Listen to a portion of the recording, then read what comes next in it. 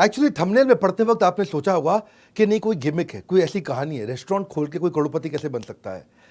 7 steps में दूंगा आपको। हाँ, गिमिक देने का आदत नहीं है, गैस देता नहीं, ताली बजाते जाएंगे, स्पीड से चलेंगे। 7 स्ट्रैटेजी। और कहानी किसकी बता रहा हूं? हार्दिक नाम के लड़के की कहानी बताऊंगा, जो हमसे हमारे द्वारा ट्रेन किया गया लड़का, और जो कि एक्चुअली है गुजराती पर मुंबई में पला बड़ा, साड़ी का छोटा सा बिजनेस किया करता था और दर दर भटकता था पूरे देश के अंदर। खाने को बढ़िया चीज जब उसको नहीं मिलती थी तो उसको पैसे नहीं थे, तो महंगा खाना खा नहीं सकते थे, और सस्ता खाते थे तो तबीयत खराब हो जाती थी। तो बड़ा चक्कर हो गया। हाइजीनिक होगा तो अफोर्डेबल नहीं होगा। हाइजीनिक क्या होटल में मिल रहा है, हाइजीनिक का साफ सुथरा है, लेकिन अफोर्डेबल नहीं है, जेब पे भारी है। और अगर अफोर्डेबल है, सस्ता है, तो हेल्दी नहीं है, हाइजीनिक नहीं है। मार्केट में बड़ा गैप था। इसने रोड साइड ठेले के साथ शुरुआत करी 2016 के अंदर। इनिशियल इन्वेस्टमेंट 50,000 रुपए का एक ऐसा रेस्टोरेंट बनाया जिसमें आज तो खैर 40 ऑपरेटिंग आउटलेट है, 40 रेस्टोरेंट बन चुके हैं। अब इसी साल के अंदर अंदर 100 हो जाएंगे। 20 लाख बर्गर हर साल बेच रहे हैं, 10 लाख सैंडविच हर साल बेच रहे हैं, 3 लाख पास्ता हर साल बेच रहे हैं। बाद में पार्थ मेहता भी जो साथ में प्रोफेशनल शेफ, उसको ऐड किया। वैभव पटेल फाइनेंस का एक्सपर्ट ऐड किया। अभी 3 लोग मिलकर के चला रहे हैं। आगे कहानी 7 स्ट्रैटेजी में चलेगी रेस्टोरेंट इंडस्ट्री में। अच्छा, आपको भी बहुत सीखने को मिलेगा, हर इंडस्ट्री वाले को सीखने को बहुत मिलने वाला है। 7 स्टेप पूरे के पूरे मेरे साथ देखना। पहला चीज, आज तक तो खैर मैं जो कंटेंट दे रहा हूं पहले कभी नहीं बताया, सब यूनिक नई स्ट्रैटेजीज हमारे द्वारा ही ट्रेन किया गया पार्टिसिपेंट है हमारा। पहला चीज, high table rotation. High table rotation का मतलब क्या होता है? Fast table turn around. Fast table turn around का मतलब क्या होता है? एक रेस्टोरेंट है, समझो 200 स्क्वायर फीट का रेस्टोरेंट है, वहां पे आप इतना समझ लो कि वहां पे 10 टेबल रखी हैं और लोग डिनर के लिए आ रहे हैं, जा रहे हैं, आ रहे हैं, जा रहे हैं। अगर वहां पे 40 पार्टी आई और 10 टेबल पे बैठी, तो 40 पार्टी डिवाइड बाय 10 टेबल, मतलब टेबल टर्न अराउंड हो गया 4। इमेजिन करो किसी तरह कुछ ऐसा कर दूं कि मैं उतने ही 4 घंटे के अंदर एक टेबल पे 4 बार घूमा, वही टेबल अगर 8 बार घूम जाए, यानी कि उसी टेबल पे मैं उन्हीं 4 घंटे में 80 लोगों को खाना खिला दूं। अभी 40 को खिलाया, मेरा टर्नओवर डबल हो जाएगा, उसी शाम को टर्नओवर डबल हो जाएगा। इसको बोलते हैं टेबल टर्न अराउंड टाइम। क्योंकि अगर टेबल टर्न अराउंड टाइम कम हुआ, लोग आए, बैठे, ऑर्डर किया, आराम से खाए, धीरे धीरे आ रहा है, धीरे धीरे जा रहा है, फिर लास्ट में हाथ वाथ धोया, सौंफ खाया और 2-4 गप मारी, फिर निकले। अरे ऐसा करोगे तो एक शाम पे एक टेबल पे एक ही डिनर निकलेगा। तो ये मेन गेम चेंजर होता है। ये कैसे किया जाता है? इसके बहुत तरीके होते हैं। एक तो अपने मेन्यू साइज को लिमिट कर दो। ये नहीं कि जिसका मन कर रहा है जो ऑर्डर किए जा रहा है जी, है तुम आगरा से कोई मुगले आजम की कोई खीर बना के ले आओ। कैटेगरी बेस्ड मेन्यू रखो ताकि जो चीज़ पहले से ही काफ़ी हद तक रेडी हो। अगर कस्टमर डिसाइड नहीं कर पा रहा है कि मैं ये ऑर्डर करूं कि ये ऑर्डर करूं, आप उसको वो सजेस्ट करो जो जल्दी बन सकता है। कमाल, जल्दी बनेगा तो जल्दी खा के निकलेगा। अगर कस्टमर आके रेस्टोरेंट खाली पड़ा हुआ है तो कस्टमर को कोने में मत बैठो, कोशिश करो कि बीच में बैठ जाए। बीच में बैठेगा ना तो जल्दी खा कर निकलता है। कोने वाला आदमी ज़्यादा देर तक बैठता है। इसको बोलते हैं क्विक सर्विस रेस्टोरेंट। प्लेजेंट हो सके तो प्री मील एक्सपीरियंस दे दो। अगर लोग हैं वहाँ पे पहले जब वो आता है तो उसको मेन्यू वगैरह दिखा दो। जब तक उसको टेबल मिलती है आकर के बैठते तब तक खाना भी आ जाता है। ज़्यादा देर उसको वेट नहीं करना पड़ता है। इसमें एक खास बात क्या होती है, जो होस्ट यानी कि जो ऑर्डर लेगा, शेफ जो खाना बनाएगा, सर्वर जो खाना परोसेगा, और क्लीनर जो उठ के जाने के बाद टेबल साफ करेगा, चारों के बीच में सामंजस्य बहुत अच्छा चाहिए। और अगर एसओपी, इंग्रेडिएंट, प्रिपरेशन, प्रेजेंटेशन ठीक हो तो कोई दिक्कत आती नहीं है। हाई टेबल रोटेशन के लिए फूड अड्डा में हमने ये इस तरह काम किया कि 7 मिनट के अंदर एक मील बन जाए। तो इसका जो फाउंडर हार्दिक कमाल कर दिया, हर चीज 7 मिनट में बन जाएगी। इतना तेज टेबल घूमती है कि ज्यादा कस्टमर बैठेगा, ज्यादा टेबल चलेगी तो ज्यादा प्रॉफिट होता है। आपके लिए इसमें जरूर किया है कि ऐसा मॉडल बनाए कि सेमी कुक्ड हर आइटम रेडी रहे, हीटिंग प्लेटिंग करे, इलेक्ट्रिसिटी बेस्ड पूरा किचन बनाया, गेम चेंज हो गया। दूसरी strategy, mapping the experience of touch point. ये टच पॉइंट क्या होता है? टच पॉइंट होती है 2 चीजें, ये है आपका बिजनेसमैन और ये कस्टमर। ये कब आके टच करेंगे, कब आके मिलेंगे, जितनी बार इंटरैक्ट करेंगे उसको बोलेंगे टच पॉइंट। टच पॉइंट कैसे होते हैं? कोई भी सामान खरीदने से पहले प्री परचेज टच पॉइंट होता है। सोशल मीडिया पे देख लिया, ऐड देख लिया, डिजिटल मार्केटिंग देख लिया, कोई डिस्काउंट स्कीम देख लिया, कोई कंपनी का इवेंट देख लिया, कोई रेफरल रिव्यू देख लिया ऑनलाइन, वो गया, अभी खरीदा नहीं है। ये प्री परचेज टच पॉइंट होते हैं, आपके बारे में कहीं से पता चल गया। फिर परचेज के टच पॉइंट होते हैं जिस समय सामान खरीद रहे हैं। फिर पोस्ट परचेज टच पॉइंट होते हैं, सामान लेके जाने के बाद एक्सपीरियंस कैसा है।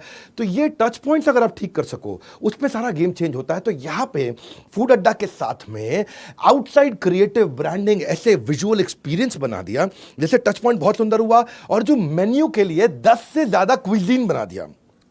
नॉर्मली जिस तरह के छोटे आउटलेट बनाए ना, 200 स्क्वायर फीट का छोटा टाइट आउटलेट, फूड अड्डा।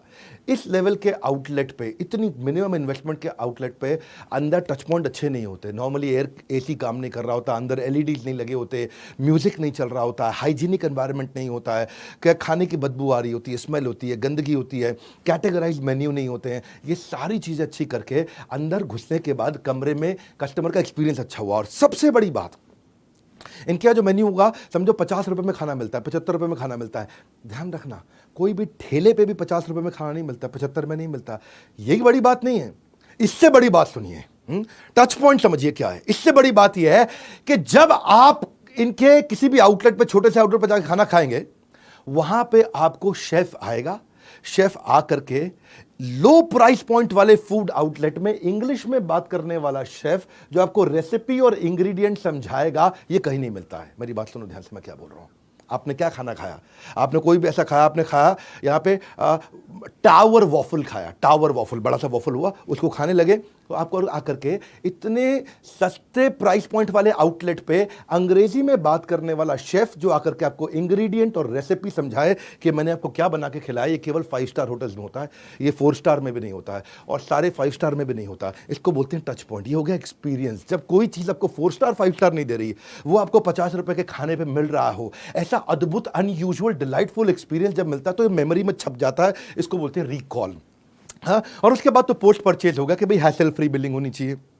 लास्ट में खाना जो पैक करके दिया गर्म रहना चाहिए, इको फ्रेंडली पेपर बैग है, कोई भी चीज़ आउट ऑफ स्टॉक नहीं होनी चाहिए, या जाते वक्त thank you, feedback, follow up, notification एकदम हाथ जोड़ के मुस्कुराहट के साथ भेजे। इसको बोलते हैं टच पॉइंट। खरीदते वक्त एक्सपीरियंस कैसा है। तीसरी स्ट्रैटेजी, हाउस ऑफ 5 सेंसेस, 5 इंद्रियों का घर।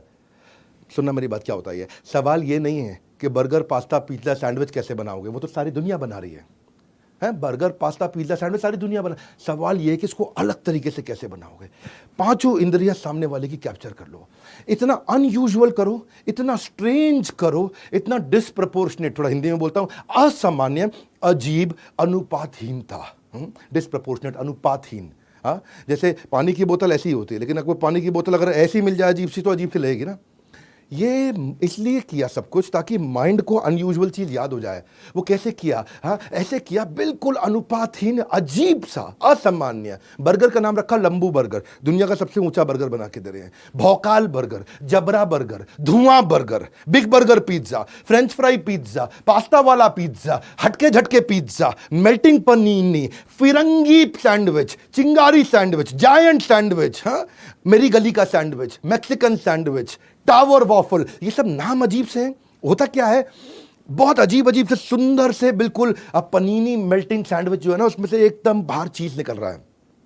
अब जो है ना, देखने में भी अच्छा लगता है, बोलने में भी अच्छा लगता है, सुनने में भी अच्छा लगता है, पकड़ने में भी अच्छा लगता है, स्वाद में भी अच्छा लगता है, खुशबू में भी अच्छा लगता है। सारी इंद्रियां आपके पास आ गई हैं जी। इसी को बोलते हैं सारी इंद्रियां कैप्चर करना। कस्टमर वापस आता है देखने में, बोलने में, सुनने में, पकड़ने में, स्वाद में और खुशबू में। ओए होए होए होए होए होए होए। इन्होंने मल्टी सेंसरी एक्सपीरियंस दिया, और ये जो मल्टी सेंसरी एक्सपीरियंस है, ये इनका सिग्नेचर प्रोप्राइटरी फूड है। ये आपको कहीं और मिलता नहीं है, क्योंकि पहले आप आंखों से खाते हो। लंबू बर्गर, इतना बड़ा ऊंचा सा लंबा सा बर्गर देखा आपने? कहीं नहीं देखा। पहले आंख से खाते हो, बाद में अपने आप खुद जीवा से खाते हो, वो याद रह जाता है। चौथी strategy, tell minimum sell premium. क्या मतलब हुआ? बाहर बोर्ड पे उस चीज का प्राइस लगाओ जो अद्भुत रूप से सस्ती हो। 9 रुपए का बर्गर है जी, 9 रुपए का बर्गर पृथ्वी पर कहीं नहीं मिलता।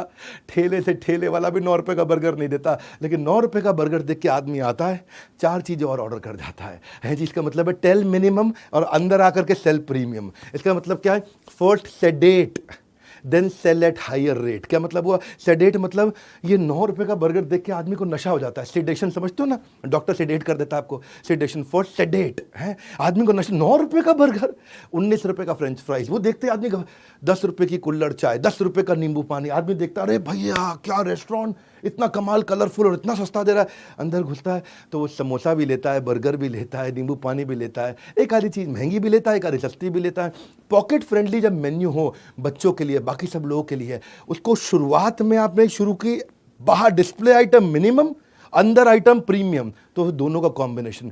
क्योंकि ज़्यादातर आइटम इनकी जो है ना वो 40 रुपये से 100 रुपये के बीच में है। अब उससे क्या हो गया, आपको 10 रुपये 20 रुपये वाली आइटम दिखा के ट्रैफिक बढ़ गया, ट्रैफिक बढ़ गया तो बाकी भी आइटम, ये नहीं है कि हर आदमी खाली चाय पी के जाएगा 10 रुपये की, ये नहीं कि आदमी आया केवल नींबू पानी पी के आएगा, 4 चीज़ और ले। पांचवा है लो कॉस्ट फूड इनोवेशन।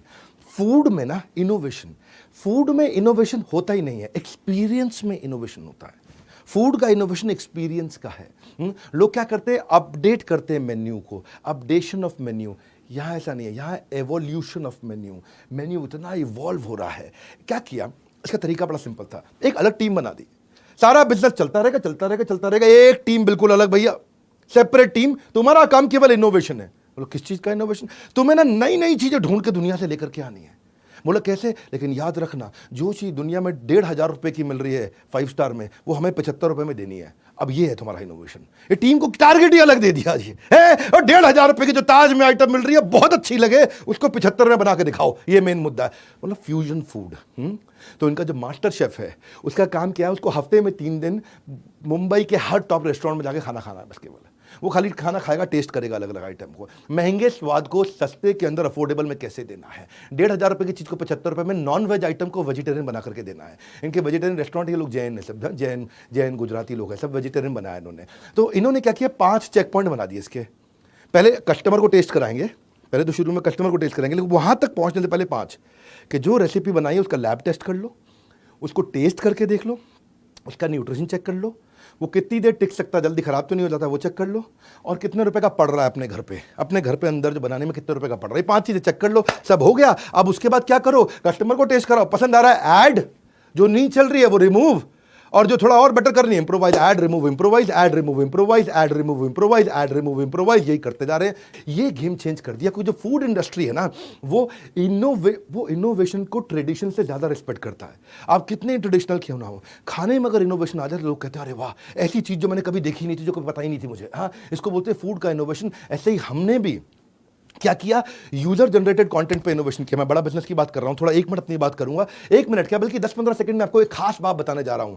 आजकल आप रील्स देखते हो ना इंस्टाग्राम पे, उसमें डेटा जल्दी खत्म होता है। हमने अपनी बड़ा बिजनेस ऐप पे बिजनेस की रील्स डाली और डेटा कम खत्म हुए, डेटा लगे ही नहीं। वैसे आप आओगे अपनी प्रोफाइल कंप्लीट कर लेना, हमने देखा जिसने प्रोफाइल कंप्लीट करी है उसका जो ग्रोथ है, उसके जो फॉलोअर हैं 350% ज्यादा बढ़े हैं उसके फॉलोअर्स। दुनिया की पहली ऐप ऐसी बनी है जहां केवल बिजनेस और मोटिवेशन की रील्स है और संसार की कोई रील नहीं। वहां पे आकर के आपको कोई नहीं बोलेगा बेबी डॉल में सोने दी, वहां कोई फालतू गाना नहीं चलेगा। वहां केवल बिजनेस ही। आपने अगर डाउनलोड अभी तक नहीं किया कर लीजिए, यहां पे हमने बैजेस बना दिए हैं। लोगों को हजारों फॉलोअर्स मिल रहे हैं, लोगों को बिजनेस मिल रहा है, लोगों को रेवेन्यू मिल रहा है, लोग आके फ्री कंटेंट डाल रहे हैं, आपके लिए फ्री, मेरे लिए फ्री, हर एक के लिए फ्री, हमेशा फ्री। ये बड़ा बिजनेस की ऐप है भाई साहब, अभी डाउनलोड कर लेना। वहां पे आप जितना रेगुलर पोस्ट करोगे, एंगेजिंग पोस्ट करोगे, आपका लेवल बढ़ेगा, लेवल 1 2 3 4 5। आपको क्या बिजनेस मिलेगा वो आप देखिएगा। अभी अगली छठी स्ट्रैटेजी पे चल रहा हूं, low cost marketing ideas. Low cost marketing idea भी 5 तरह के बना दिए। एक होता है मोमेंट मार्केटिंग। मोमेंट मार्केटिंग आप समझते हैं, केजीएफ मूवी आई, बोला केजीएफ की टिकट दिखा दो, मूवी देख के आए तो आपको केजीएफ कॉम्बो देंगे। वुमेन्स डे है तो आपको वॉफल कॉम्बो देंगे।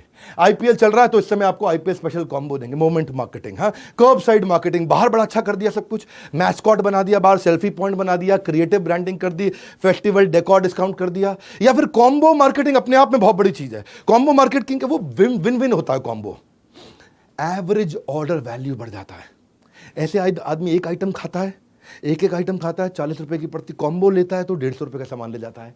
लेकिन कस्टमर को लगता है कि मैंने 300 का सामान 150 में ले लिया, कस्टमर को लगता है मैंने पैसा बचा लिया, फ्रेंचाइजी को लगता है अरे मेरा एवरेज ऑर्डर वैल्यू बढ़ गया, मैंने पैसा कमा लिया, कस्टमर को लगता है मेरे को कम पैसे में ज़्यादा मिल गया, फ्रेंचाइजी को लगता है मेरा ज़्यादा माल बिक गया। दोनों का फायदा है, कस्टमर का भी फायदा है, फ्रेंचाइजी का भी फायदा है, ब्रांड का भी फायदा है। कस्टमर के मन में एक ही बात होती है, save money save money save money. Franchisee के मन में एक ही बात होती है, make money make money make money. दोनों का काम हो जाता है क्योंकि कॉम्बो में जा रहा है। कॉम्बो में कस्टमर को भी फायदा लगता है, फ्रेंचाइजी को भी फायदा लगता है। Now this is called market, these are marketing idea, reciprocation marketing. जब किसी को आप गिफ्ट दो ना, चांसेस है कि वो भी रिटर्न में आपके लिए कुछ ना कुछ करना चाहेगा। तो इन्होंने क्या किया, हर एक आदमी को बोला पहली परचेज पे आपको डिस्काउंट जरूर मिलेगा। दूसरा, जो भी आ रहा है सो गिफ्ट, बच्चे आ रहे हैं साथ में तो उनको फ्री चॉकलेट जरूर मिलेगी। तीसरा, हर बार सामान खरीदने पे स्क्रैच कार्ड मिलेगा, स्क्रैच कार्ड को स्क्रैच करोगे तो अगली बार कुछ ना कुछ डिस्काउंट मिलेगा। हाँ, आपको कुछ ना कुछ, आपको इस तरीके के उन्होंने पॉइंट सिस्टम बना दिए हैं, लॉयल्टी बेस्ड सिस्टम बना दिया। और पांचवा, एडवोकेसी मार्केटिंग। ये फूड ब्लॉगर बुलाते हैं, उसको बोलते हैं लंबू बर्गर खा। लंबू बर्गर खाते खाते दुनिया का सबसे ऊंचा बर्गर, अजीब सी भौकाल बर्गर है जी। हाँ, वो खाते खाते आदमी फोटो बनाता है, वीडियो बनाता है, वायरल हो जाती है। फूड ब्लॉगर तो आते हैं ना, उनको फ्री में खाना खिलाते हैं, वो अपने वहाँ पे इंस्टाग्राम पे जा करके अपने वीलॉग पे जाके वीडियो बनाते हैं। अवेयरनेस वगैरह ठीक है, अगर लोग आपकी एडवोकेसी शुरू कर दें और आपकी तारीफ समाज में करना शुरू कर दें, बिजनेस नेक्स्ट लेवल पहुंच जाएगा। सबसे बड़ी एडवर्टाइजिंग वही है, जब कस्टमर आपकी एडवर्टाइजिंग करने लग जाए। मैं और आप नहीं कर सकते कभी भी। नॉमिनेट कर दिया गया इनको उसके बाद में दुनिया के सबसे टॉलेस्ट वेजिटेरियन बर्गर के लिए। हाँ, लंबू बर्गर, ऐसी ऐसी चीज़। लोग फोटो खींचते हैं ना, अच्छा शेयर वही होता है जिसको शेयर करने से इज्जत बढ़ती है, लोग बड़ी इज्जत बढ़ती है उनको, अरे ऐसा खाना खाया देखो। खाने की प्रेजेंटेशन बहुत अच्छी कर दी ना कि लोग फोटो खींच के शेयर करते हैं, वायरल हो जाता है। ये है मार्केटिंग का आइडिया। हाँ, उनको लॉयल्टी दे दिया, उनको कूपन की किताब दे दी, ले जो कूपन की किताब, अगली बार आएगा कूपन स्क्रैच करते रहो। और फाइनली सातवीं स्ट्रैटेजी, इस धंधे में मार्जिनलाइज्ड मार्जिन था, थोड़ा सा मार्जिन था। इंटेलिजेंटली धंधा बिल्ड किया, हमारे से ट्रेनिंग अटेंड किया, लगातार हमसे ट्रेनिंग अटेंड कर रहे हैं, हमारे पार्टिसिपेंट है इसलिए जम के तारीफ कर रहा हूँ। इतने से मार्जिन को मैक्सिमाइज मार्जिन किया। जानना चाहते हैं कैसे? फूड अड्डा की अपनी मोबाइल ऐप बना दी। अब आपको जोमेटो पे, स्विगी पे डिपेंडेंसी नहीं है, तो जोमेटो और स्विगी को मोटा कमीशन चलाता था, वो नहीं जा रहा है। कस्टमर का डेटा मेरे पास आ गया, उस कस्टमर को मैं वापस बुला लेता हूँ। अगला, डिजिटलाइज्ड इन्वेंट्री मैनेजमेंट कर दिया। उसका फायदा क्या है? जब इन्वेंट्री पहले ही पता चल गई, एक रेस्टोरेंट है, रेस्टोरेंट के पास चटनी पड़ी है कि पैटी पड़ी है, चटनी खत्म है कि पैटी खत्म है, ब्रेड पड़ी है कि चीज़ पड़ी है, सॉस खत्म है कि नहीं खत्म है, पता ही नहीं। लेकिन अगर सब कुछ टेक्नोलॉजी पे ला दिया तो आपकी वेस्टेज कैलकुलेट हो गई। हाँ, सामान वेस्ट नहीं होगा, स्टॉक मिसप्लेस नहीं होगा, स्टॉक चोरी नहीं होगा, ऑप्टिमम स्टॉक रहेगा, स्टॉक रिप्लेस होगा। नहीं तो वो क्या रहता है, एक्सपायर हो रही है, जो चीज़ पड़ी वो पड़ी पड़ी एक्सपायर हो रही है। अब 400 रुपये की आइटम अगर मेरे 100 आउटलेट पे पड़ी हुई है, 400 रुपये की आइटम, मेरा 40,000 रुपये का माल हर महीने एक्सपायर हो रहा है। छोटी छोटी चीज़ें पैसे बचाती हैं।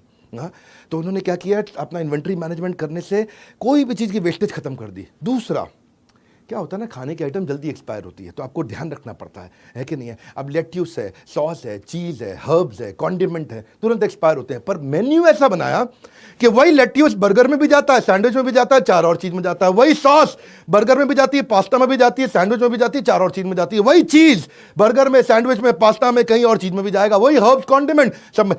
ये लीनियर नहीं है।